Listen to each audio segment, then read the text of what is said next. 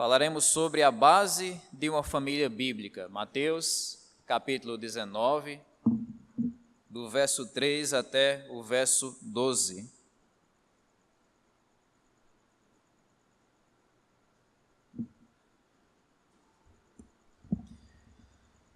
Aproximaram-se dele alguns fariseus que o colocaram à prova perguntando: é permitido ao homem divorciar-se de sua mulher por qualquer motivo?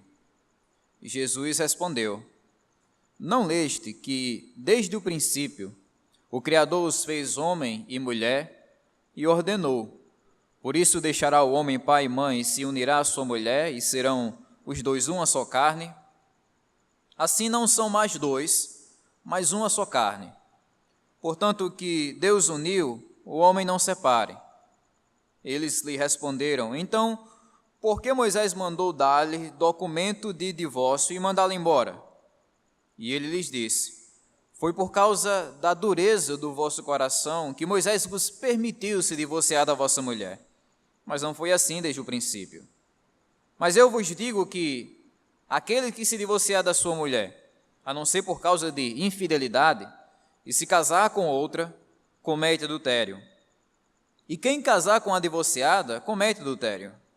Os discípulos lhe disseram: se essa é a condição do homem com respeito à mulher, não convém casar.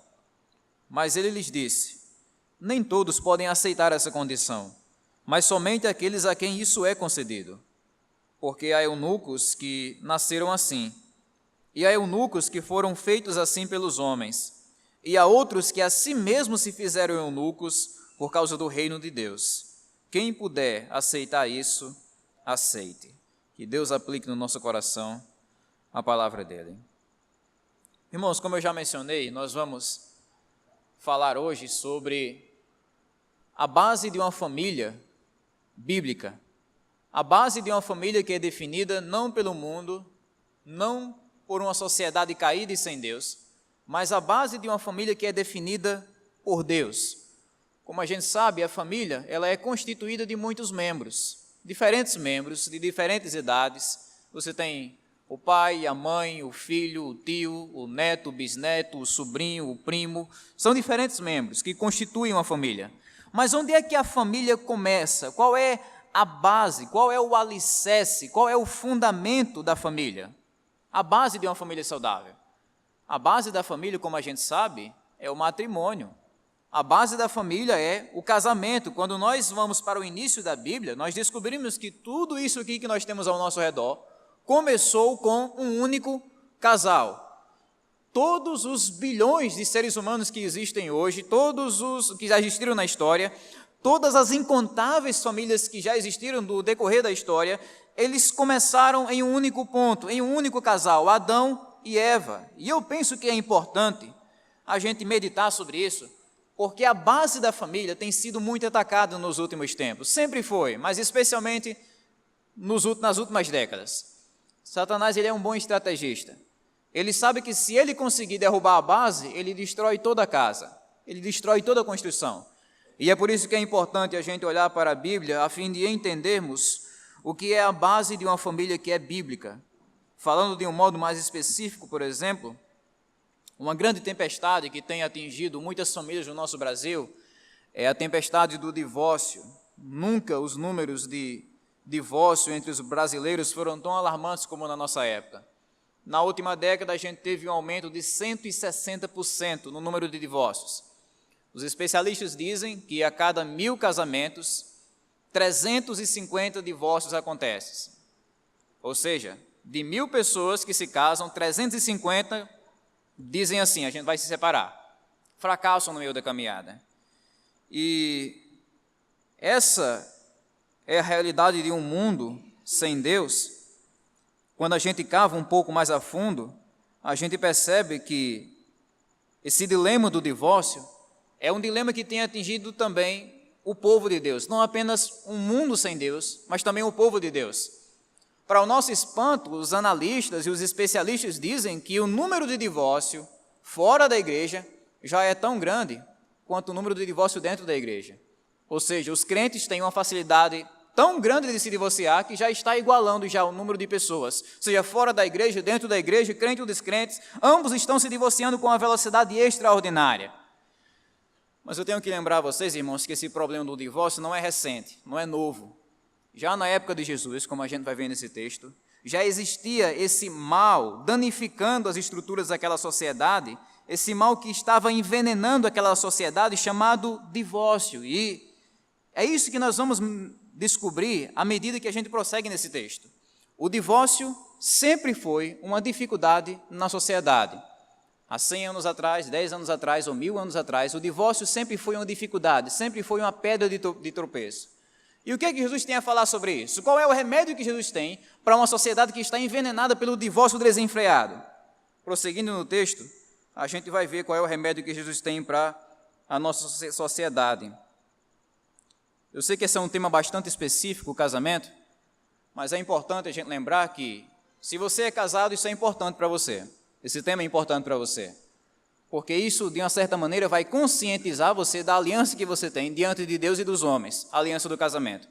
Se você não é casado, isso também é importante para você, porque isso vai conscientizar você do que é que vem pela frente, do desafio que aguarda você quando você quiser construir um matrimônio. E se você não é casado e não quer casar, esse texto é igualmente importante para você também, porque no final desse texto, Jesus Cristo fala sobre a questão do celibato. Então, para todas as pessoas e para todos os públicos, esse texto ele é relevante para a nossa vida e para a nossa igreja local. No verso 3, irmãos, como a gente leu, nós vemos que toda essa discussão sobre o divórcio começou com uma pergunta mal intencionada dos fariseus, com uma visita enganosa que os fariseus fizeram a Jesus Cristo. Aproximaram-se dele alguns fariseus, que o colocaram à prova perguntando: é permitido ao homem divorciar-se de sua mulher por qualquer motivo? Essa é a armadilha que os fariseus estão armando para Jesus. Os fariseus, como a gente sabe, só para relembrar vocês, são aquelas pessoas mais religiosas que você pode imaginar. Era aquele povo que estava sempre lendo a Bíblia, orando, dando o dízimo dos mínimos detalhes, jejuando, sempre se sacrificando pelo reino de Deus, ensinando a palavra de Deus, entre aspas. Eram as pessoas mais religiosas do mundo naquela época. Só que os fariseus não se davam bem com Jesus. Eles não gostavam de Cristo porque Cristo atraía multidões, Cristo falava como quem tem autoridade, Cristo realizava milagres, e os fariseus não conseguiam chegar nem aos pés de Jesus. Na verdade, eles tinham tanta inveja do Senhor Jesus Cristo, que eles queriam constantemente derrubar Jesus, achar alguma falha em Jesus, tentar desacreditar Jesus diante da sociedade. Nós vemos que essa foi a intenção dos fariseus nessa oportunidade. Aproximaram-se de Jesus para quê? Para aprender de Jesus, para encontrar salvação, perdão, graça e orientação. Não, o texto não diz isso. O texto diz: aproximaram-se para experimentar Jesus, para colocar Jesus à prova. Percebam que enquanto multidões estão procurando Jesus para aprender, se orientarem na vida, encontrarem perdão e salvação, os fariseus estão ali tentando derrubar Jesus, tentando achar alguma falha na vida dele. E eles fazem isso através da seguinte pergunta: é permitido ao homem divorciar-se da sua mulher por qualquer motivo? O assunto que os fariseus abordam nessa questão aqui, nesse momento com Jesus Cristo, é um assunto que já provocava divisão naquela época, um assunto polêmico, um assunto controverso. E eles abordam essa questão na tentativa de fazer Jesus vacilar naquele assunto. Ele perguntou: olha, Jesus, é permitido a gente se divorciar por qualquer motivo? Com certeza os fariseus estão fazendo referência aqui àquele texto bíblico que está em Deuteronômio 24, do verso 1 ao verso 4, onde Moisés ele fala sobre essa questão do divórcio. E esse texto causava muita polêmica naquela época. Quando a gente analisa o contexto, a gente percebe que existiam duas formas de pensamento, duas escolas que dominavam esse assunto, que dividiam as opiniões do público. A escola de Shammai, um rabino daquela época, e a escola de Hilel, que era outro rabino. Shammai era um rabino que ensinava que o divórcio ele só seria permitido no caso de adultério. Esse era o ensinamento de Shammai. Olha, só pode se divorciar se chegar ao ponto de existir traição no casal. É isso que ele ensinava. Era aquela posição mais rígida, aquela posição mais conservadora. Só aceitava o divórcio no caso de traição e de adultério. Já a outra escola de pensamento era uma escola mais liberal e, consequentemente, mais aceita também, a escola de Hilel. Hilel ensinava que o divórcio ele era permitido em qualquer caso e de qualquer jeito. Então, os seguidores de Hilel acreditavam que se encontrassem qualquer defeito, a qualquer momento na sua mulher, na sua esposa, poderia dar a carta de divórcio, dar as contas e tchau, tchau. Se a mulher queimasse o arroz, se falasse alto demais dentro de casa, se a mulher chegasse atrasada em casa, se a mulher cometesse qualquer erro, por mínimo que seja, ele já dava ali a carta e se divorciava. Era assim que os seguidores de Hilel agiam. E essa posição, irmãos, por ser uma posição mais fácil, era uma posição mais aceita naquela época. Você tinha já naquele período a chamada banalização do casamento. As pessoas olhavam para o casamento como se fosse algo sem valor, como se fosse algo sem importância. E é aí, nesse contexto, que Jesus vai falar sobre divórcio. Com certeza, ele está aqui num beco sem saída. De um lado, ele pode desagradar os seguidores de Hilel, e do outro lado, ele pode desagradar os seguidores do rabino chamado Shammai. E, irmãos, é impossível a gente olhar para esse contexto aqui e não lembrar da nossa própria sociedade. O seguinte ponto: qual era o problema daquelas pessoas? Aquelas pessoas enxergavam o divórcio como uma solução rápida, como uma solução simples. Se você está enfrentando um problema no casamento, é fácil resolver, é isso que eles diziam, é só você se divorciar. E quando a gente olha para esse contexto aqui, onde é permitido se divorciar por qualquer coisa, quando a gente olha para essa pergunta, a gente se lembra da nossa própria sociedade. A nossa própria sociedade é uma sociedade que tem banalizado o casamento, tem desvalorizado esse laço tão importante e tão santo que é o laço do matrimônio. Hoje em dia as pessoas estão se separando e se divorciando por qualquer motivo. Eu me divorciei porque eu queria morar no bairro A e ele queria morar no bairro B, aí a gente se divorciou. Eu me divorciei porque eu queria uma comida light e ele gostava de uma comida mais gordurosa, a gente se divorciou. Eu me divorciei porque ele queria criar o meu filho desse jeito e eu queria colocar aquela roupa no meu filho naquele dia da semana. Aí a gente se divorciou, foi incompatível. Você vai encontrar casos onde a pessoa se divorciou por conta de uma curtida no Facebook. Olha, a gente se divorciou porque eu olhei lá e tinha curtida de fulano na foto dela. Pode isso? Eu fui lá no cartório e dei as contas. Você vê que a nossa sociedade, como a sociedade da época de Jesus, tem banalizado o casamento. E é por isso que Mateus 19 é um texto tão relevante para a nossa época. Porque mostra que o casamento não é um test drive, onde você fica meio desgostoso com a poltrona do carro e aí troca o carro com toda facilidade. Não é isso. Qual é então a resposta de Jesus a essa pergunta dos fariseus? Do verso 4 ao 6, Jesus responde àqueles fariseus. Jesus respondeu: não lestes que desde o princípio o Criador os fez homem e mulher e ordenou, por isso o homem deixará pai e mãe, se unirá à sua mulher e serão os dois uma só carne, assim não são mais dois, mas uma só carne. Portanto, o que Deus uniu, o homem não separe. O que é interessante notar no início desses versos que a gente acabou de ler, é que enquanto os fariseus eles estão puxando a conversa para o divórcio, Jesus redireciona aquela conversa para falar não sobre o divórcio, mas sobre casamento. Enquanto os fariseus querem conversar sobre divórcio, Jesus vai falar sobre o quê? Sobre casamento. Eles querem falar de demolição, querem falar de destruição. E Jesus fala de quê? Fala de construção. Ele vai redirecionar aquela conversa para falar sobre casamento. Só depois, nesse texto aqui, ele vai responder de um modo específico essa questão do divórcio. Mas primeiro ele retrocede, não apenas até Moisés, mas ele retrocede até a criação, até Gênesis 1 e 2, para explicar qual é a visão de Deus sobre o matrimônio. E existem algumas observações importantes que a gente deve fazer nesse texto. Primeiro, a resposta de Jesus é fundamentada na Bíblia. Jesus olha para aqueles fariseus e pergunta: vocês são tão religiosos, estão sempre lendo a Bíblia, vocês não leram aquilo que está lá em Gênesis? O que é que está escrito lá? Percebam, irmãos, que quando Jesus vai falar e definir o que é casamento, o que é a base da família, ele recorre para onde? Ele recorre para a Bíblia. Ele não diz o que é que está escrito aí na Constituição Romana, ele não diz isso. Ele não diz o que é que os seus rabinos estão dizendo na tradição há muitos séculos atrás, há muitos séculos, ele não diz isso. Ele recorre não para a tradição, não para a Constituição Romana, não para os filósofos e doutores daquela época, ele recorre para a Bíblia. Jesus entende que a única autoridade final sobre o que é família não é o Estado, nem os filósofos, nem os religiosos desse mundo. A autoridade final que pode dizer para a gente o que é uma família e o que não é uma família é Deus. É por isso que ele cita a Bíblia e devemos guardar isso em nosso coração. Como povo de Deus, nós acreditamos que o único que tem poder e autoridade para dizer para o mundo o que é uma família, o que é um casamento, o que é um filho, o que é um avô, é quem? É Deus. É o único que pode definir o conceito de família. O Estado ele tenta usurpar esse direito de Deus, tentando ensinar para a gente o que é uma família, dizendo, por exemplo, que 2 homens podem constituir uma família, dizendo que 2 mulheres podem constituir uma família, tentando enfiar isso goela abaixo, na garganta da igreja e do povo de Deus. Mas nós sabemos que o único que pode definir o que é família é Deus. Por mais que o Estado chegue ao ponto de dizer que um homem e um animal constituem família, nós não vamos ceder e não vamos retroceder. É Deus quem define. Jesus falou sobre família e recorreu para a Bíblia. Se a gente quiser conversar sobre família com qualquer pessoa, em qualquer lugar, a gente vai recorrer para cá também, para a palavra de Deus.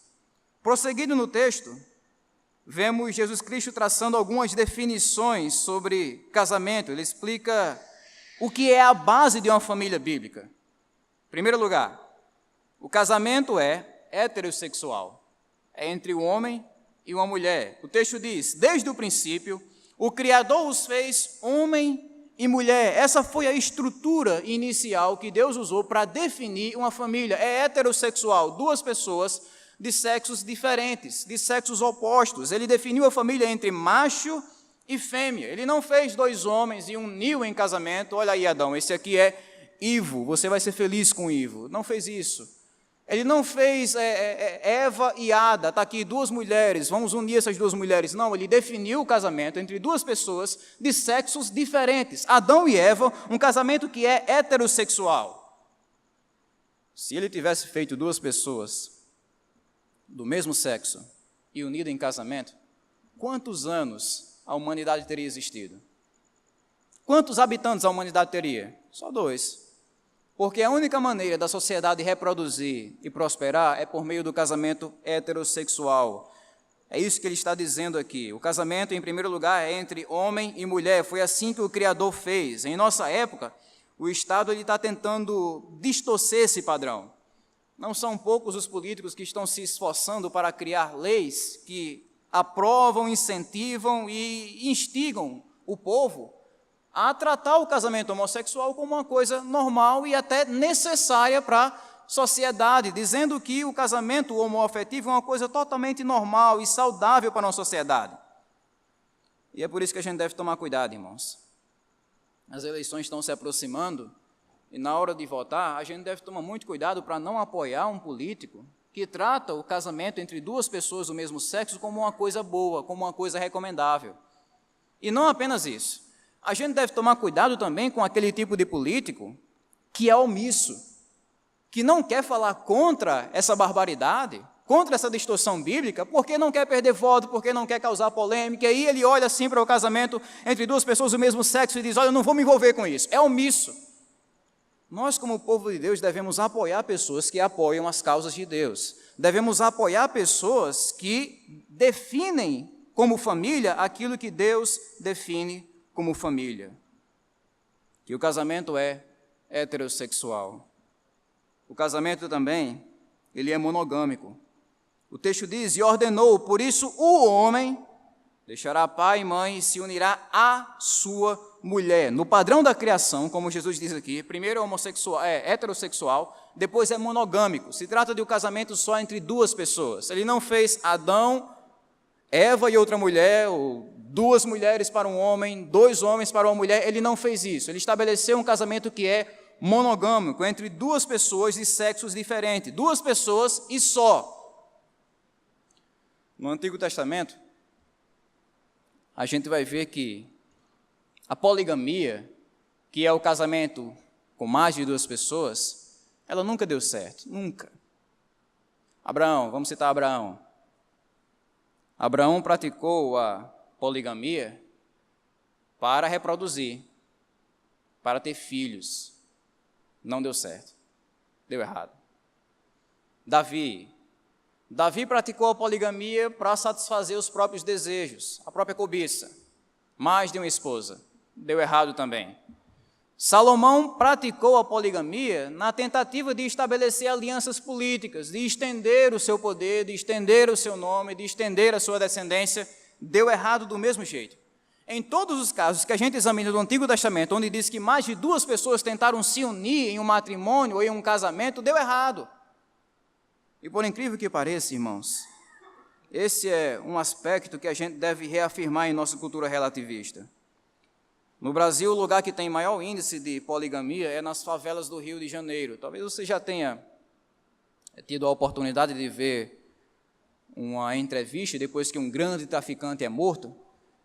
E você percebe que o pessoal diz isso: olha, esse traficante aqui morreu e deixou 9 viúvas ou 10 viúvas. É normal naquelas favelas do Rio de Janeiro os traficantes terem mais de uma mulher para mostrar o poder que eles têm, a capacidade financeira que eles têm e essas coisas. Mas isso não se limita ao Rio de Janeiro. Dias atrás eu estava lendo um artigo, inclusive foi o pastor Cícero da Congregacional que enviou no grupo da Coevap, que descrevia uma luta sendo travada por alguns políticos para defender que esse negócio de casamento só entre um homem e uma mulher, um casamento monogâmico, é uma coisa quadrada, é uma coisa ultrapassada, que agora, se o cara quiser casar com 2 mulheres, ou 2 mulheres quiserem casar com um homem, não tem nada de errado.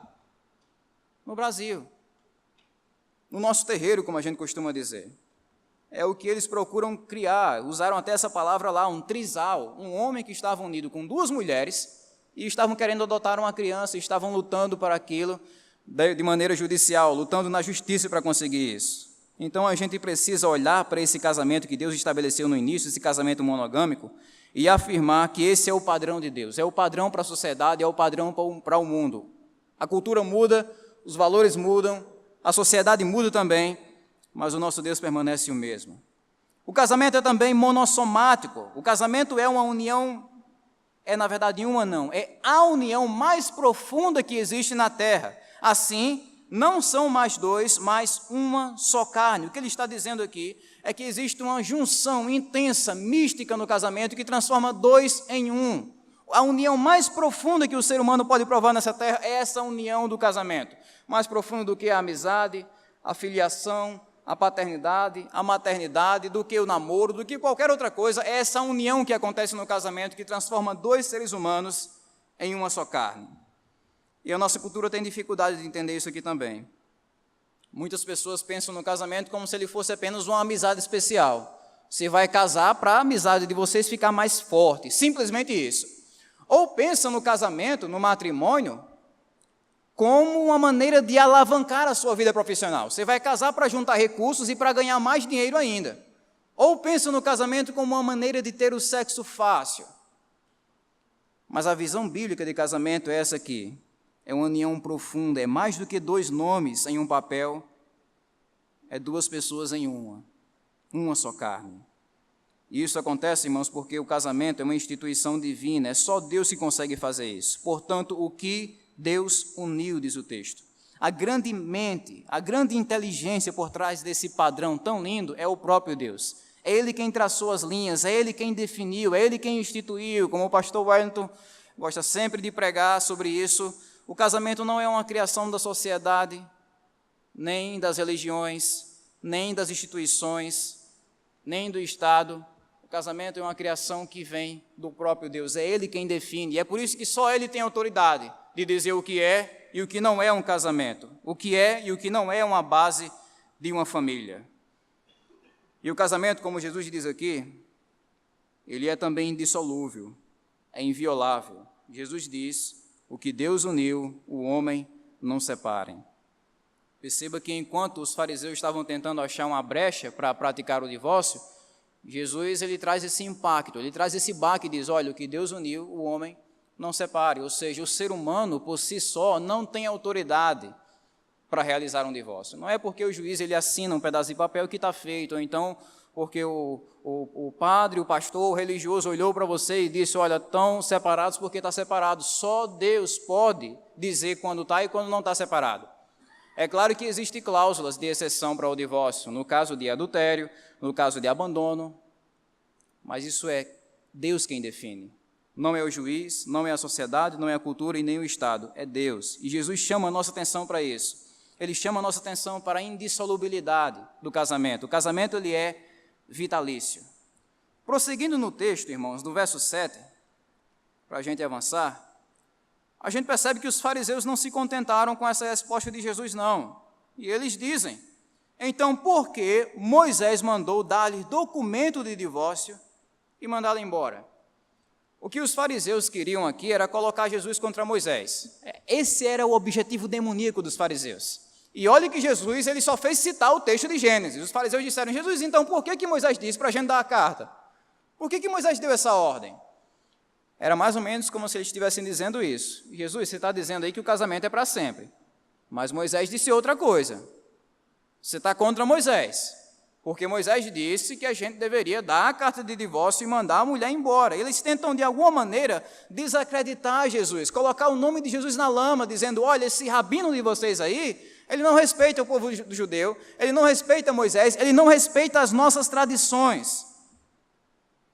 Mas a questão é que eles nunca têm sucesso, irmãos. Do verso 8 ao 9, nós vemos a resposta do Senhor Jesus Cristo, de um modo mais específico agora para essa questão do divórcio. Verso 8 e 9, se vocês puderem acompanhar comigo. Ele lhes disse, foi por causa da dureza do vosso coração que Moisés vos permitiu se divorciar da vossa mulher. Mas não foi assim desde o princípio. Mas eu vos digo que aquele que se divorciar da sua mulher, a não ser por causa de infidelidade, e se casar com outra, comete adultério. E quem casar com a divorciada, comete adultério. Não vai dar para a gente se aprofundar tanto aqui, mas eu vou elencar para vocês aqui, mostrar para vocês aqui, 4 coisas sobre o divórcio que Jesus fala nesse ponto. Primeiro, o divórcio é uma concessão, não uma ordem. Os fariseus disseram, Moisés mandou, Moisés deu ordem, Moisés preceituou, Moisés ele trouxe esse mandamento, a gente deve se divorciar. Jesus diz, ele permitiu.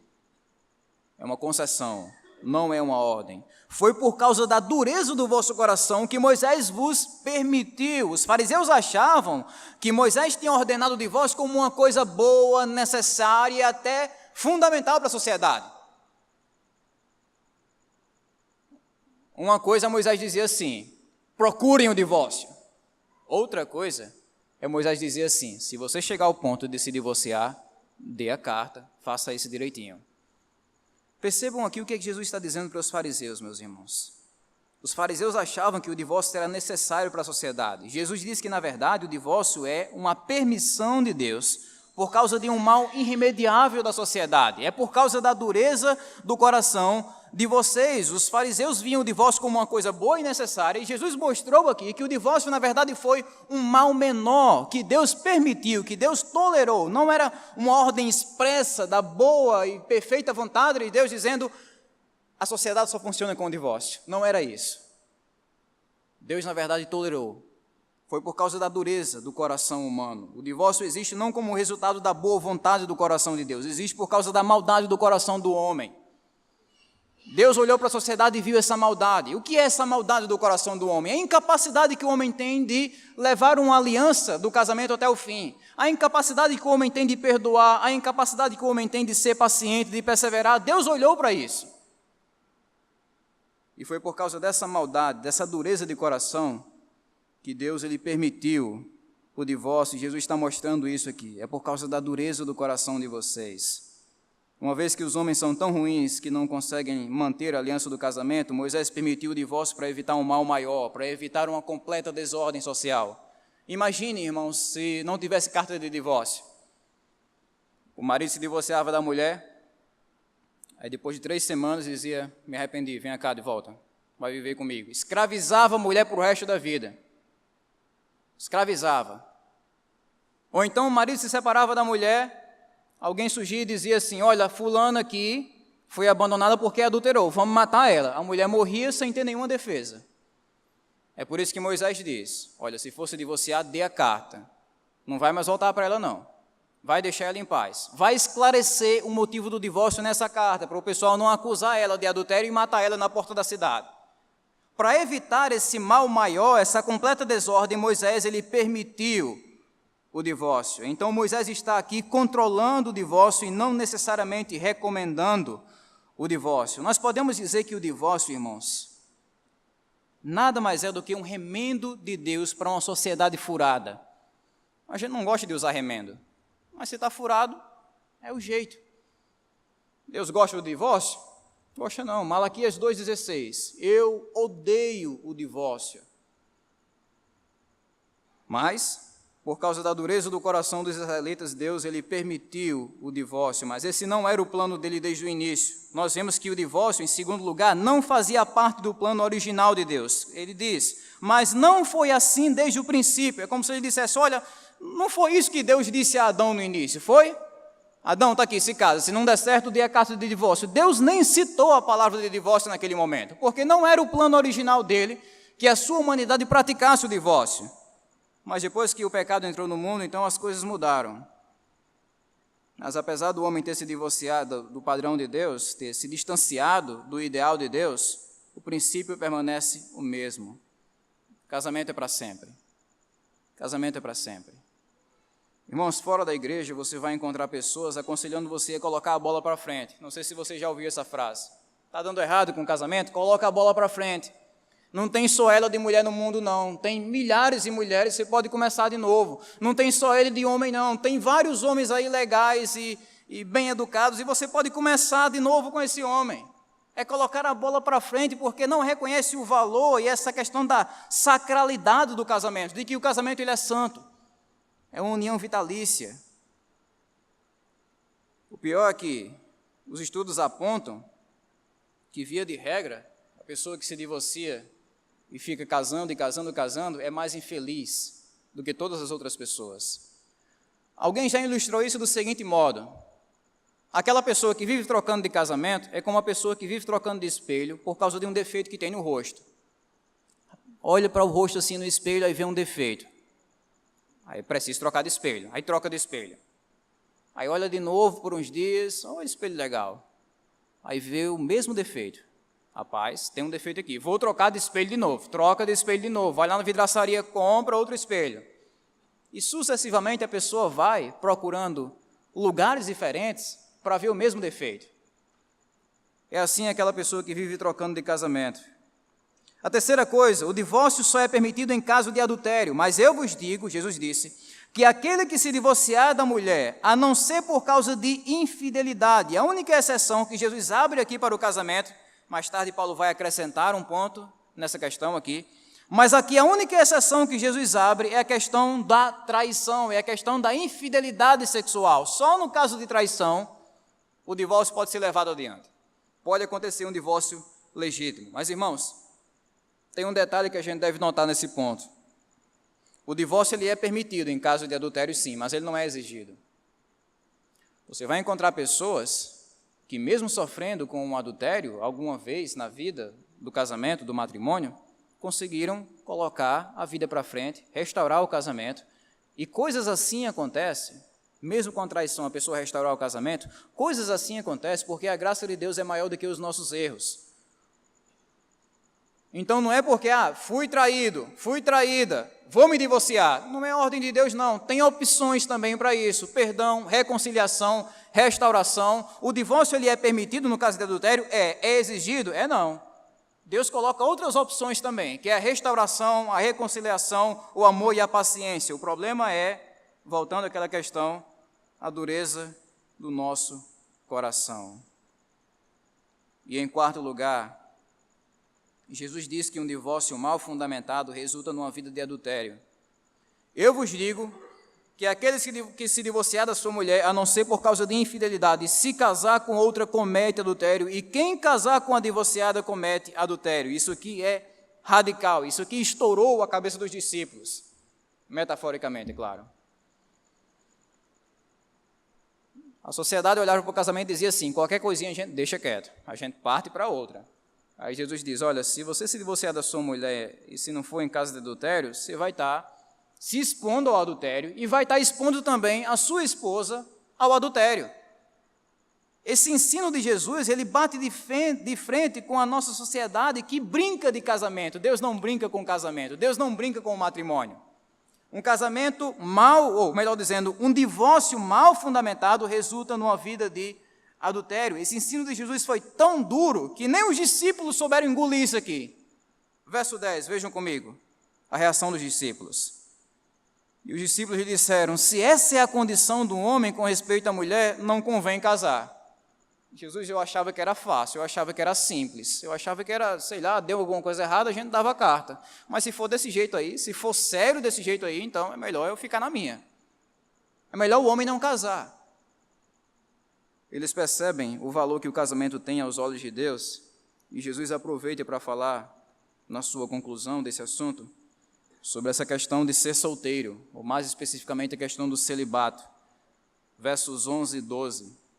Mas ele lhes disse: nem todos podem aceitar essa condição aí, mas somente aqueles a quem isso é concedido, porque há eunucos que nasceram assim, e há eunucos que foram feitos assim pelos homens, e há outros que a si mesmos se fizeram eunucos por causa do reino do céu. Quem puder aceitar isso, aceite. Ele está falando aqui sobre a vida de celibato. Para os irmãos que não têm muita familiaridade com esse assunto, a vida celibatária é a vida daquela pessoa que decide ficar solteira. Celibato é isso, é você ficar solteiro, é você dizer: olha, eu não vou casar, vou passar o resto da vida aqui solteiro. E Jesus vai ventilar essa questão aqui. O celibato, na época de Jesus, era visto como uma desonra. O judeu, ele era obrigado a casar, a sociedade pressionava o judeu a casar, e ficar solteiro para o resto da vida era uma questão de desonra naquela época. Isso só mudou mais naquela região depois que aquela sociedade recebeu a influência de homens como Jesus, como Paulo, como João Batista, que foram homens que mostraram que para você ser feliz de verdade, você não tem que casar. Você pode ser perfeitamente feliz solteiro. Jesus nunca casou, nunca teve relações sexuais, foi perfeitamente feliz. Perfeitamente feliz. Jesus mostra, então, 3 tipos de celibatos, 3 razões que levam um homem a permanecer solteiro pelo resto da vida. Primeiro, existem aquelas pessoas que nascem com algum problema físico e por isso ficam impossibilitados de casar. Jesus diz: há eunucos que nascem assim.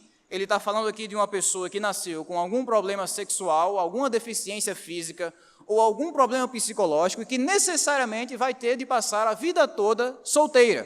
Pessoas que nascem assim, destinadas ao celibato. Segundo, existem aquelas pessoas que entram na vida do celibato por imposição dos homens. Há eunucos que foram feitos assim pelos homens. Os ricos daquela época, quando eles contratavam escravos, eles tinham um medo grande de virar corno, na nossa linguagem. Então, eles castravam os escravos para os escravos não terem nem possibilidade de trair eles.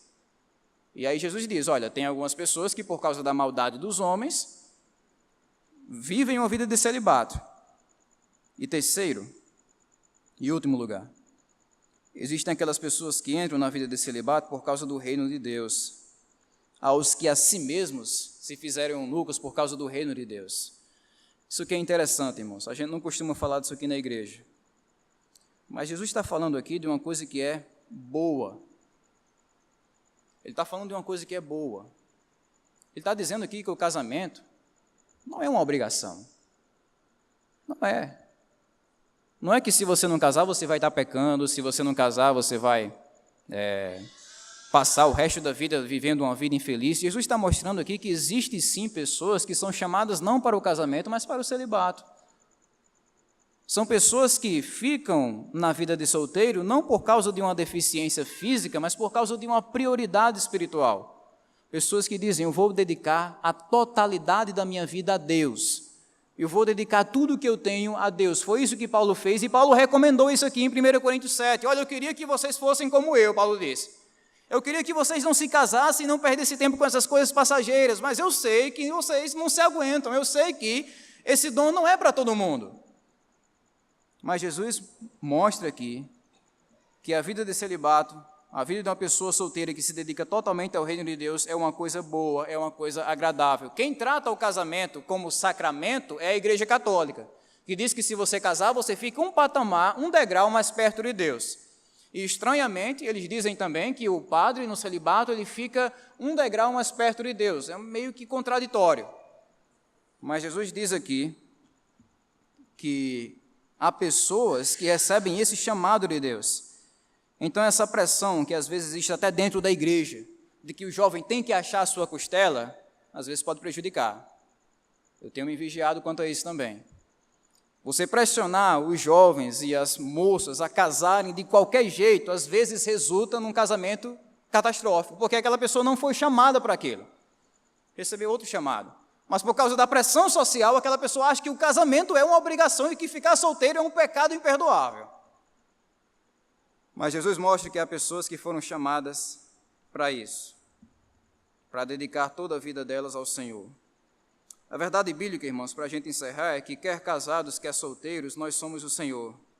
E devemos olhar para textos como esses aqui, a fim de reafirmar em uma cultura tão desorientada, tão doida, que tenta distorcer o padrão de Deus, nós devemos olhar para textos assim e reafirmar coisa muito simples.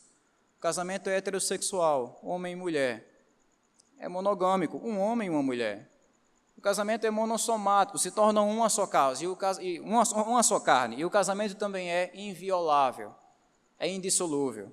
O que Deus uniu, não separe o homem. Essa é a base de uma família que é bíblica, a base de uma família que é bem estruturada e eficaz na construção de uma sociedade melhor. Que Deus então nos ajude, irmãos, para nos orientarmos nesse texto e, consequentemente, repassarmos isso para as pessoas que estão ao nosso redor.